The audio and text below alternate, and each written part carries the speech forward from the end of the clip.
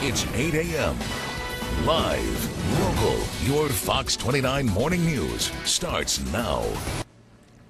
Here's a sign of the times. Unfortunate sign at 8:14. Almost half of all Floridians with a mortgage are underwater.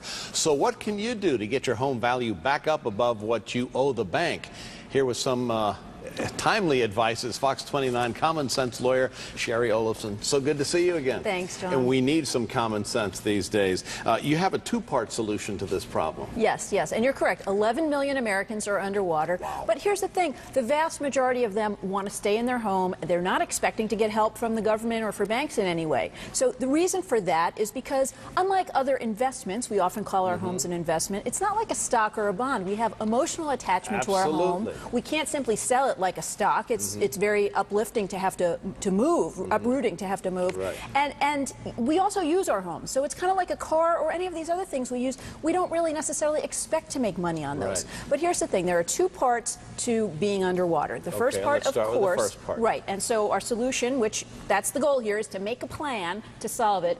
The first part of the problem is how much your home is worth. And then, of course, the second part of the problem is how much money you owe the bank. So we need to attack both of those to chip away at that negative equity. Right, let's start with increasing, because boy, people could sure use that now. Sure. And you know, it would be a great idea for all homeowners to sit down and come up with a plan to do this. The first step is how can you increase the value of your home? And of course, that's going to happen somewhat naturally over time, not the way we've seen it before, but maybe 2 or 3% a year, we can hope. In the meantime, you don't have to wait. Some of the best home improvements involve increasing your curb appeal with permanent improvements, maybe re-changing the look of the facade, a permanent change to the walkway, permanent type of landscaping. You can increase your home value by as much as 5% just by doing that. Pretty landscaping makes a big difference. Yeah, the first impression that folks get. Right. The second idea is bathroom and kitchens. Now, it depends on the condition your bathroom or kitchen is in, but you know, the simplest, least expensive way is just to work with the surfaces. You want to change out the faucets, the hardware on the, the handles and drawer holes, maybe the